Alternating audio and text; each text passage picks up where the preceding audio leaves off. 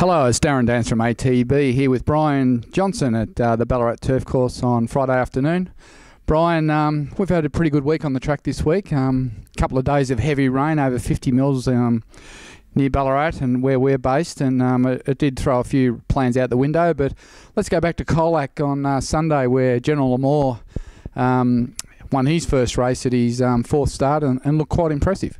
He was very impressive. It would have been terrible if he had lost the race, because he's done a few things wrong. Like Dean's lost the whip at the 100-metre mark, and he was smart enough to get the horse going again to just get him home, and he just got it on the line. But it was a fantastic run. So we're going to take him to Moonee Valley next Monday, the Labor Day holiday in Victoria. So General Moore, he started off a good win. We didn't go to Werribee with Delbedient. We'll keep her for next week. And then we went to Sandown with Long Espresso, a long row filly that we've got, and 4 starts, 2 wins, 2 seconds. She looked pretty good. Ultra impressive, and probably didn't handle the conditions either, but I think class alone sort of done the job, and she beat a couple of handy horses as well. Like, they've got pretty good form around General PK, and she'll be going to stakes class next race and be very hard to beat, I would imagine. Yeah, we'll slip her over to Adelaide on Monday week for the Group 2 fillies race there, and she should be pretty competitive. We didn't go to Sale on Thursday with Romeo. It was a heavy 8, and today we started off with 4 runners, but we were down to 2. Queenia is just not right and probably going to spell. Schwarzens, the track was slow early, and even though it's dried out to a dead 5 now, we elected to scratch her. We've just had Bearman run third. She hadn't run for a month, Brian, first up over a mile, and I think she acquitted herself well, and she'll be better next up.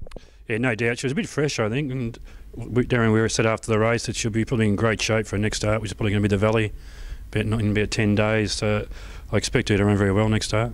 Yeah, so she's another one that'll be running Monday. I think half our stable will be running Monday at Moonee Valley or Morfordville. We're going to have big numbers on that holiday day. In the last here today, they're just coming out in the yard now. We've got Edge of War in the last, and he's a smart horse. I think he's a handy stayer in the making, and I think he'll run well today. Yeah, he should run well. It's a small field, and I think last start he was up a little bit too close on the pace, so he should be ridden back today. And then the wind coming down the straight today nearly blow you home. So if he's in a good position the last 200 metres, I expect him to run home very hard. Tomorrow no runners, Saturday day off, but we've got our South African filly, Counter Ridge, going around. I think it's 3 a.m. Sunday morning Victorian time, Counter Ridge, in a suitable race. Yeah, 3 a.m. Yeah, and I think it's about 8 p.m. local time over in South Africa. So she probably hasn't raced for a little while. So first up, she should run very well. Should be pretty competitive. Yeah, the boys are happy with her over there, and they think she's a group horse in the making. So we'll look forward to watching Counter Ridge in South Africa on Sunday morning here. Saturday night in South Africa and Sunday morning over here, 3 a.m. Our other filly there, Chocolate, has gone to quarantine, so she's on her way to the UK, and she should be ready to race up in Ascot in July, probably straight after the carnival, and we'll just see what unfolds there with her. Looking at next week, Delbedient will probably be our first runner.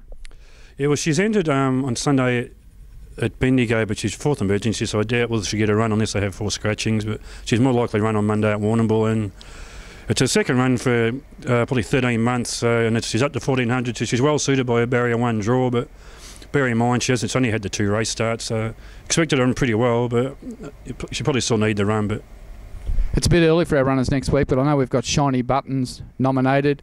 Schwarzens will probably have to go somewhere. Our Romeo will have to go somewhere. And then we should see Platelet resume on Saturday at Flemington, and she was pretty impressive winning her trial on Monday. Outstanding again, and she looks to have come back bigger and better. She sort of, at the trial, she just ran him up pretty quickly in that last little bit, and she'll be probably going pretty well first up. So all of her best coming up over the next week.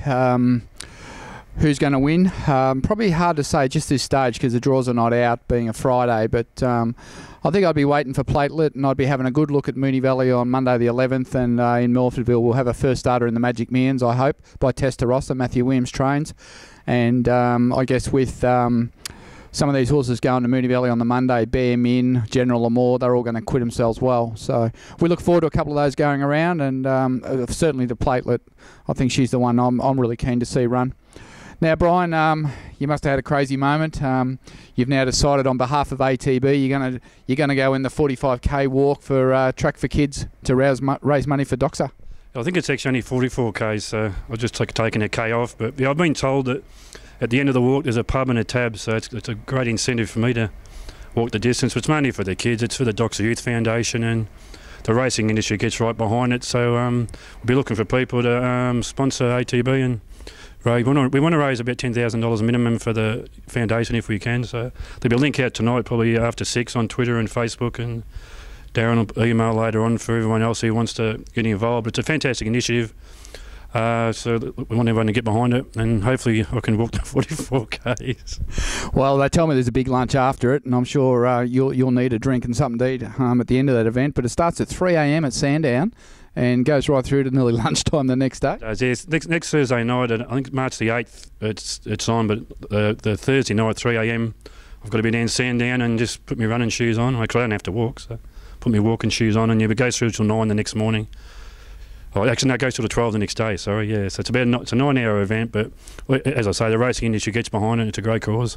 Well, good on you, Brian, for putting your hand up for ATB to raise money for the kids. We're certainly going to get behind it, and we want our owners to get involved and pledge some money. It's for a great cause, and it'll be a bit of fun, and we might be able to sort of recognise some of the owners who make some decent contributions. So let's see if we can raise $10,000 for the kids and do something on behalf of ATB and our big crew of owners. It's a bit of fun, and I'm sure Richie Callender and Jason Richardson and all the boys will all get behind it with us as well.